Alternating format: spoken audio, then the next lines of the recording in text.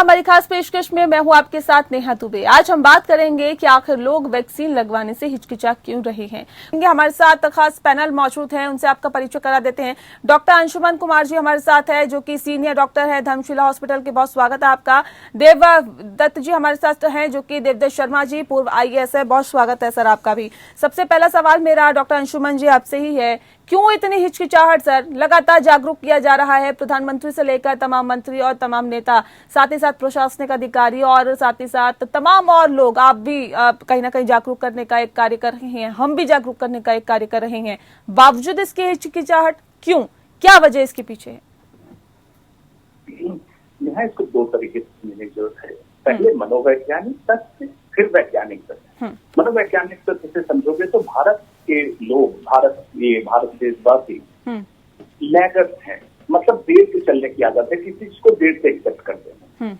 दूसरा क्या होता है, आपने पिछले साल से देखा, कोरोना कब खत्म होगा, सबसे कॉमन सवाल। उसके बाद 15 अगस्त के आसपास टीका कब आएगा, जब टीका आ गया तो फ्री में कब मिलेगा, फ्री में मिल गया तो नहीं लगाएंगे। कहने का मतलब किसी न किसी तरह से मनोवैज्ञानिक तरीके से उलझे रहने की आदत है, और जब पूरा विश्व आगे निकल जाता है तब आप उसको फॉलो करते हैं। तो वी आर बेसिकली फॉलोअर्स। ये मनोवैज्ञानिक पहलू है। वैज्ञानिक पहलू, आज डॉक्टर और साइंटिस्ट के अलावा सभी लोग इस पर अपना विश्वास रख रहे हैं। उसमें या तो कोई व्यापारी हो या तो कोई कुछ हो जिसको कोई जानकारी नहीं होती टीके के बारे में, लेकिन कुछ न कुछ कमेंट कर रहा है, और व्हाट्सएप और फेसबुक यूनिवर्सिटी तो इस पे सबसे ज्यादा चल रहा है। कहने का मतलब अब धारणा इतनी फैलाई गई, टीका कोई भी हो, इतना ज्यादा स्ट्रिंजेंट प्रोसेस पे रिसर्च करके और उस पर हम लोग इतनी निगरानी करते हैं, जिनके डॉक्टर हम लोग खुद ही उससे पीयर रिव्यू के तहत उस पर अंकुश लगाए रहते हैं कि इसकी सच्चाई बताइए, इस डाटा का रिपोर्ट बताइए, स्टैटिस्टिक्स बताइए। और इतने के बावजूद ये अब आज की डेट में अब सारे टीके उपलब्ध हैं, वो चारों रूप से लग रहे हैं। हमारे सारे एक्जीक्यूटिव ऑफिसर्स उसको इम्प्लीमेंट कर रहे हैं, और टीका फ्री भी उपलब्ध है, और जो पे करके कराना चाहते हैं प्राइवेट पेमेंट पे उपलब्ध है। अब क्या चाहिए? जब हेल्थ केयर वर्कर होने के नाते मैंने, जैसे पहले दिन आपके पहले शो में मैंने बताया था, फर्स्ट डे ऑपरेशन करते हुए मैं गया, नीचे टीका लगवाया, फिर आगे ऑपरेशन करने लगा कैंसर का। मुझे कुछ नहीं हुआ, दोनों डोज लगवा लिया।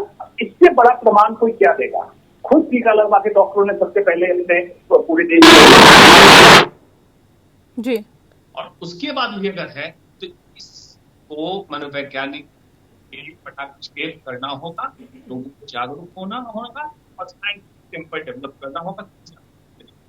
बिल्कुल, तो लोगों को जागरूक करना भी एक बहुत जरूरी है। देवदत्त जी, सवाल इस बात को लेकर है सर, एक क्यों भ्रम की स्थिति है? बहुत अच्छे तरीके से डॉक्टर अंशुमन ने समझाने की कोशिश की है कि क्या वजह है कि लोगों में भ्रम की स्थिति अभी भी बनी हुई है, हालांकि लगातार लोगों को जागरूक किया जा रहा है। देवदत्त जी, आप किस तरह से इसे देखते हैं और क्या वजह इसके पीछे मानते हैं? देखिए, कभी भी कोई नई चीज आती है उसके लिए रेजिस्टेंस होना स्वाभाविक है। आपने पूर्व भी देखा होगा, पोलियो ड्रॉप, पोलियो के उन्मूलन के संबंध में 2 बूंद पोलियो के पिलाने के लिए भी लोगों ने काफी रेजिस्टेंस किया था, लेकिन ये हम सब लोगों के संयुक्त प्रयास से भारतवासियों ने इसके ऊपर भी विजय प्राप्त की। मेरा अनुरोध ये होगा कि क्योंकि अभी गांव में अज्ञानता है, अंधविश्वास है, और जो एक बात किसी ने कह दी कि साहब अरे उसको तो इंजेक्शन लगा के उसको तो बुखार आ गया, या किसी की ऐसी उड़ा दिया जाता है कि मृत्यु उसकी स्वाभाविक हुई हो, ये कह दिया कि वैक्सीन से मृत्यु हो गई। इस तरीके की जो अफवाहें हैं, उन अफवाहों को रोकने का सकता है, और उसमें मैं समझता हूँ कि जो बहुत बड़ा रोल अदा कर सकते हैं हमारे धर्म गुरु हैं, हमारे समाज सेवी संस्थाएं हैं, हमारा पंचायत से ग्राम प्रधान से लेकर PDC हैं, जिला पंचायत सदस्य हैं, MLAs हैं, MPs हैं, उनके अलावा जो डिस्ट्रिक्ट एडमिनिस्ट्रेशन हमारा जो है, विलेज लेवल वर्कर्स से लेकर डिस्ट्रिक्ट मजिस्ट्रेट तक एक संयुक्त प्रयास करने की आवश्यकता है। और इसमें अच्छा होगा कि जैसे कि इलेक्शन में हमारा बूथ के ऊपर प्रत्येक गांव में बूथ बनते हैं, एक मतदाता सूची बनती है, और उसके हिसाब से हमारे बूथ मैनेजमेंट होता है। तो क्या ही अच्छा हो कि बजाय इसके कि PSC की जगह हमारा ये जो है सिस्टम ऐसा बने कि संयुक्त प्रयासों के द्वारा हर एक व्यक्ति तक हम लोग पहुंच पाए, और जो उनके भ्रम है उस भ्रम को हम दूर कर पाए। माननीय प्रधानमंत्री जी ने कई बार अपने मन की बात में भी कहा है और फ्री वैक्सीनेशन भी दिया जा रहा है। ये लोगों को और लगता है कि अगर इसके कुछ पैसे देने पड़ते तो संभवतः बात समझ आती थी कि भाई पैसा नहीं है इसलिए नहीं लगा पा रहे। लेकिन जब वैक्सीनेशन गवर्नमेंट ऑफ इंडिया की तरफ से फ्री हो गया है तो कोई कारण नहीं है कि हमारी पहुंच 100% उन लोगों के पास ना हो जाए जो 18+ है। और अब तो बच्चों के लिए भी टीकाकरण की बात की जा रही है।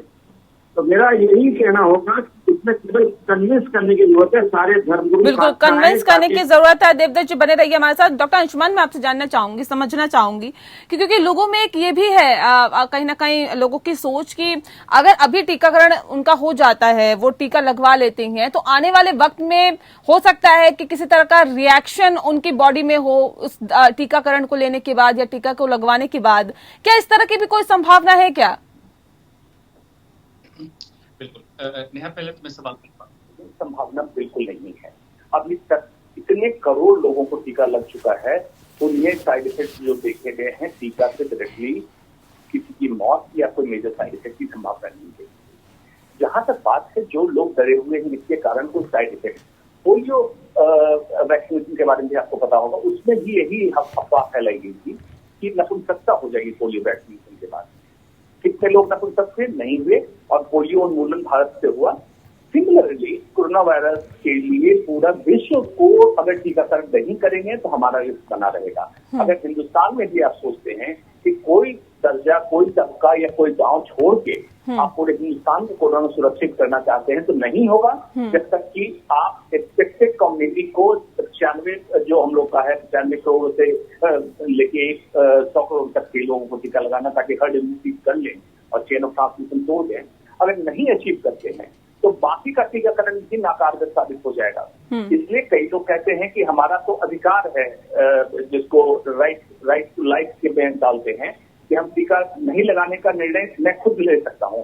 उनसे मैं ये कहता हूं कि राइट टू लाइफ के अंदर ही आता है संविधान में कि आप दूसरे के लिए दूसरे के लाइफ पे रिस्क नहीं बन सकते हैं, मतलब आप सुपर स्प्रेडर नहीं बन सकते हैं, तो आपको जरूरी करना पड़ेगा। इंटरनेशनल सेगमेंट में हम लोग डिस्कस कर रहे हैं वैक्सीन पासपोर्ट के लिए, वो बहुत जल्दी आने वाला है इंटरनेशनल लेवल के। सेम इंडिया में भी करना पड़ेगा कि डोमेस्टिक में ट्रेवल के लिए और सब चीज के लिए आपको वैक्सीन पासपोर्ट की आवश्यकता होगी और ये करना पड़ेगा। इससे स्ट्रिक्ट कदम उठाना पड़ेगा, या तो पब्लिक ढंग से मान जाए, नहीं माने तो मनवा दिया जाएगा, टीका तो लगाना पड़ेगा। जी ठीक है डॉक्टर अंशुमन, ये भी हमें समझाने की कोशिश करें क्योंकि लोगों के मन में ये भी कहीं ना कहीं भ्रम है कि जो नए नए वेरिएंट आ रहे हैं उस पर ये कोरोना की जो वैक्सीन है ये कारगर नहीं है, इस वजह से भी कुछ लोग टीका लगवाने से हिचकिचा रहे हैं। क्या वजह है और क्या सच्चाई है इसके पीछे? बिल्कुल ठीक बात है नेहा। अभी तक जो वेरिएंट उपलब्ध है उससे भी 100% इफेक्टिव नहीं है टीका। किसी का 70, किसी का 80, किसी का 91, 92 है तो भी हम टीका लगवा रहे हैं और ये फ्रेमवर्क ऑफ वैक्सीन बन गया। अब हम टीकाकरण करेंगे। अभी डेल्टा प्लस वेरिएंट आ गया, आगे भी वेरिएशन होगी। उसकी क्या है, कंपनी टाइम टू टाइम उसको मॉडिफाई करते रहती है वैक्सीन को। जो भी वेरिएशन होगा उसके हिसाब से इसमें एंटीजन इंक्लूड किया जाएगा। और जैसे आप तो समझिए कंप्यूटर में सॉफ्टवेयर एंटीवायरस डालते हैं और नया वायरस आता है तो एंटीवायरस अपडेट कर लेते हैं, तो टीका भी अपडेट कर दिया जाता है। तो जिनको ये शक है कि नया वेरिएंट पे काम कारगर नहीं होगा उनको बता दिया जाएगा नया वेरिएंट कॉमन होने से पहले ही टीका को अपडेट कर दिया जाएगा। अब भी तक उपलब्ध टीका का प्रेजेंट वेरिएंट के खिलाफ कारगर है, इसलिए आप डरिए मत, टीका लगवाइए, अपने को सुरक्षित कीजिए। कम से कम उससे इतनी सुरक्षा तो ज्यादा होगी कि आप टीका लगवाए ना तब तो 100% देखते हैं और टीका लगवाएंगे चाहे अगर मैं कह रहा हूँ 30% प्रोटेक्शन होता है कम से कम, तो 30% तो बचे हुए हैं। बाद में टीका अपडेट भी होगा, उसके लिए निश्चिंत है। बिल्कुल। तो जाहिर तौर पे ये भ्रामक चीजों से आपको बच के रहना होगा, भ्रम से उभरना होगा और टीका लगवाना जरूरी यहाँ पर आपको इस कदम को उठाना होगा। कैसे प्रशासनिक स्तर पर कन्विंस लोगों को किया जा सकता है ताकि लोग जल्द से जल्द टीकाकरण करवाएं?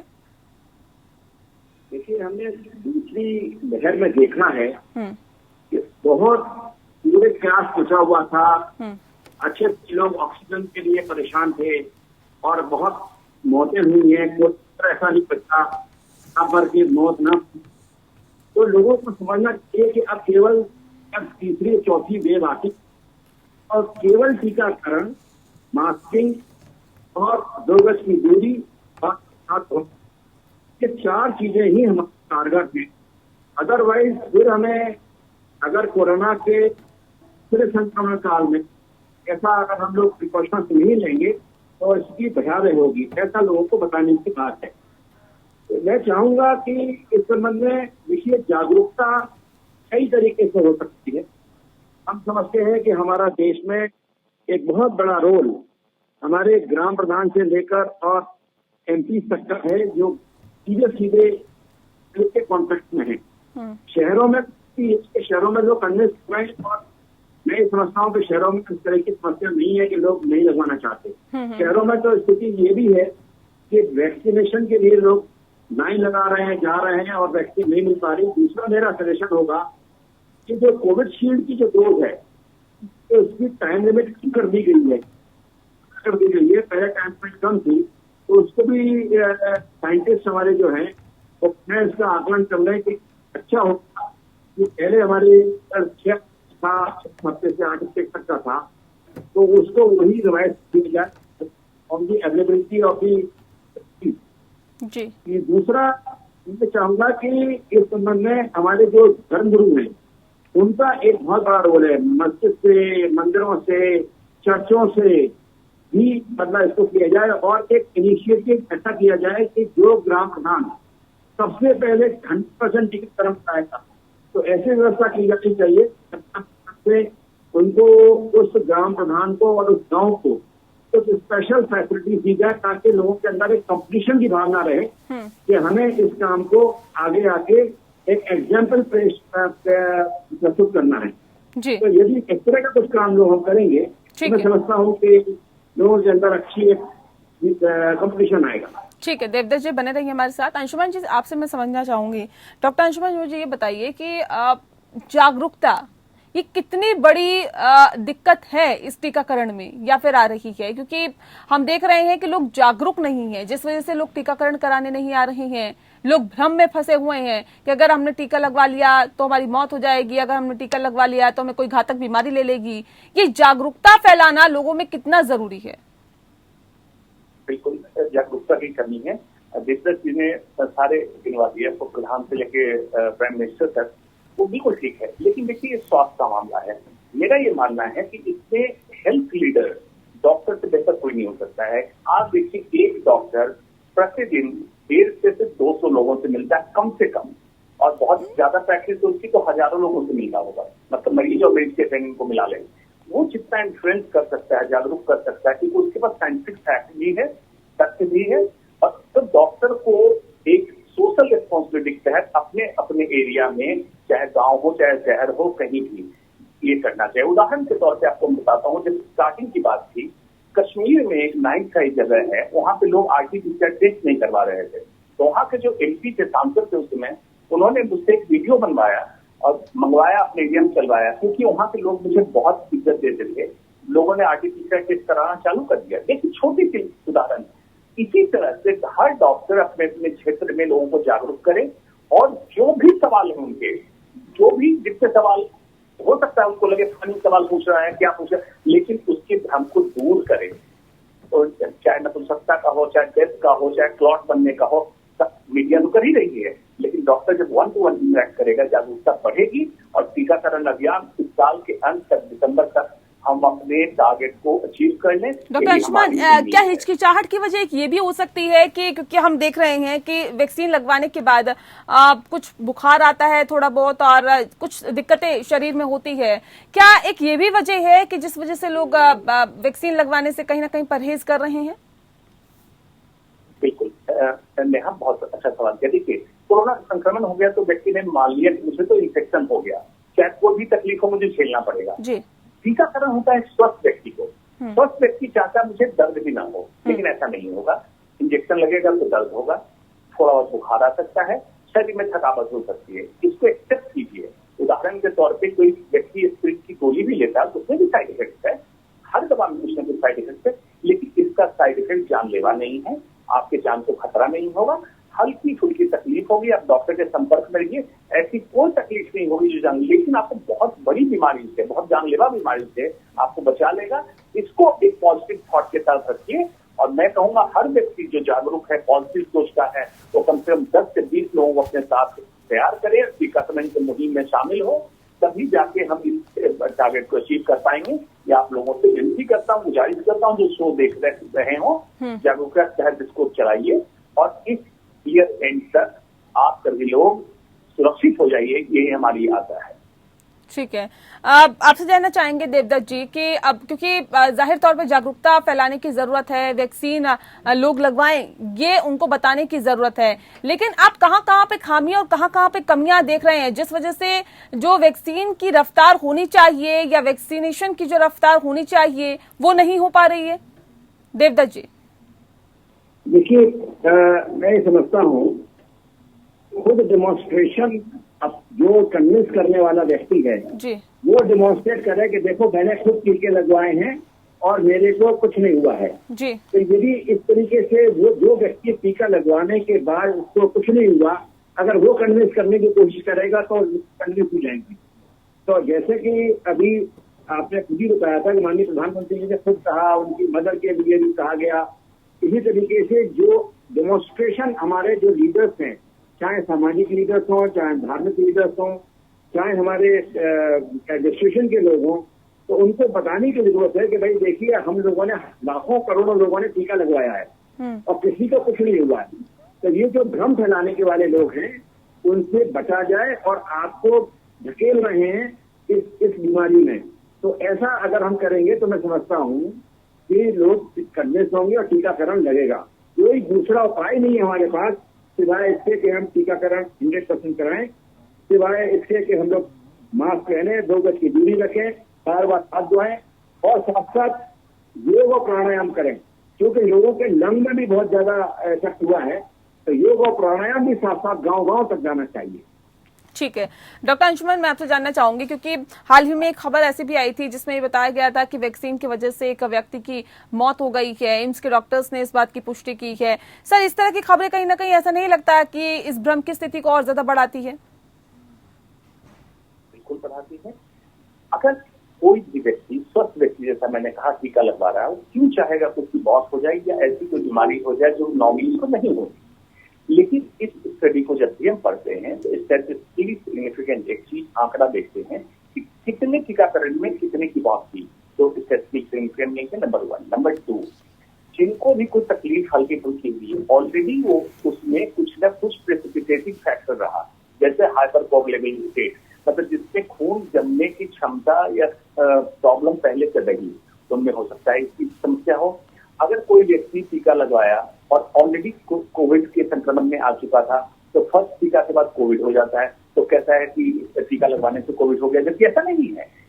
जरूरत है इसकी माइक्रो डिटेलिंग करके पब्लिक को कॉमन लैंग्वेज, जैसे आप लोग मीडिया के द्वारा पहुंचाते हैं, सच्चाई को, हर अफवाह की सच्चाई को पहुंचा दे। लेकिन अफसोस बस अफवाह की स्पीड 5G है और सच्चाई को साइंटिफिक तरीके से पहुंचाने की स्पीड कम होती है, इसलिए लोग अफवाह पे जल्दी बिलीव करते हैं।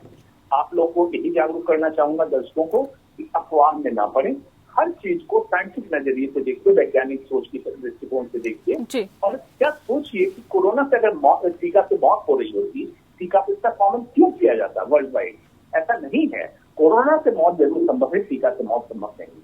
चलिए, बहुत शुक्रिया आपका डॉक्टर अंशुमन। डॉक्टर अंशुमन हमारे साथ जुड़े थे, जो कि बता रहे थे कि आखिर क्यों लोगों में भ्रम की स्थिति है। और देवदत्त जी, आपका भी बहुत शुक्रिया हमारे साथ सीधे इस खास कार्यक्रम के माध्यम से जुड़ने के लिए। तो जाहिर तौर पर लोगों में जो टीके को लेकर भ्रम है, उस भ्रम को दूर करने की जरूरत है। उस अफवाहों पर कहीं ना कहीं ब्रेक लगाने की जरूरत है। जिस अफवाहों को पाले लोग बैठे हुए हैं, जाहिर तौर पर उससे उठने की जरूरत है और टीकाकरण में अपनी खुद की भागीदारी भी देने की जरूरत है। इसी के साथ इस खास कार्यक्रम में इतना ही। नमस्कार।